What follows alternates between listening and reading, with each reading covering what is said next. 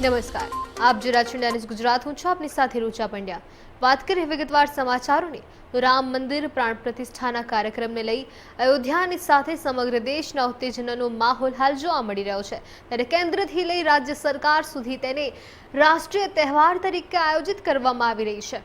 ત્યારે વાત કરવામાં આવે તો અયોધ્યામાં 76 દિવસ સુધી રામોત્સવનો પ્રારંભ થશે અને તેમાં 35,000 કલાકારો પણ ભાગ લેશે. અયોધ્યામાં રામ મંદિરના અભિષેકનો કાર્યક્રમ 22મી જાન્યુઆરીએ યોજાશે, પરંતુ ઉજવણી 8મી જાન્યુઆરીથી જ શરૂ થશે.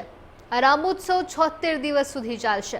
આ દરમિયાન અયોધ્યાના રામકથા પાર્કમાં કાકુ ભુશુંડીના મંચ પર 11 જાણીતા કથાકારો રામકથા કહેશે. આ માહિતી પ્રવાસન અને સંસ્કૃતિના મુખ્ય સચિવ મુકેશ કુમાર મિશ્રાએ શનિવારે આપી હતી. આ સમયગાળા દરમિયાન અયોધ્યામાં ભારત અને વિદેશના 35,000 કલાકારોનો સાંસ્કૃતિક મેળાવડો પણ થશે. દરરોજ 500 કલાકારો તેમના પરફોર્મન્સથી વાતાવરણને મંત્રમુગ્ધ કરશે. આ સાંસ્કૃતિક કાર્યક્રમનો 35 મુખ્ય સ્થળોએ યોજાશે. ત્યારે રામ મહોત્સવનું અનુપ જટોલા, અનુરાધા પોંડવાલા, કવિતા પોંડવાલા, હરિહરન, શંકર મહાદેવન, કૈલાશ ખેર, સોનુ નિગમ, AR રહેમાન અને શંકર મહાદેવન શર્મા ભાઈઓના પણ ભજન અહીં ભજવાશે.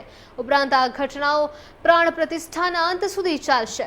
સાથે જ સામૂહિક કહી શકાય તેવી શંખ ધ્વનિ અને સામૂહિક સરયૂ આરતી દ્વારા પણ વિશ્વ રેકોર્ડ બનાવવાની પણ તૈયારીઓ ચાલી રહી છે.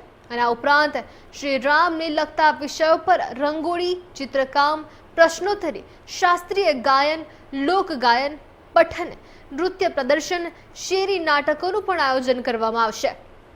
ત્યારે 14 થી 22 જાન્યુઆરી સુધી રાજ્યભરમાં મંદિરોમાં કીર્તન અને સાંસ્કૃતિક કાર્યક્રમો યોજાશે. ત્યારે 22 જાન્યુઆરીએ ધાર્મિક સ્થળો તેમજ ઘરોમાં દીવા પ્રગટાવવાની પણ વિનંતી કરવામાં આવી છે. ત્યારે રામ વનગમન પંથથી જે પથ પરથી સરયુમાં ભવ્ય ચરણ પાદુકા યાત્રા અને બોટ ટ્રીપનું પણ આયોજન કરવામાં આવશે. ત્યારે વારાણસીમાં ગંગા આરતીની જેમ જ અયોધ્યામાં સરયુ આરતી રામોત્સવથી શરૂ થશે.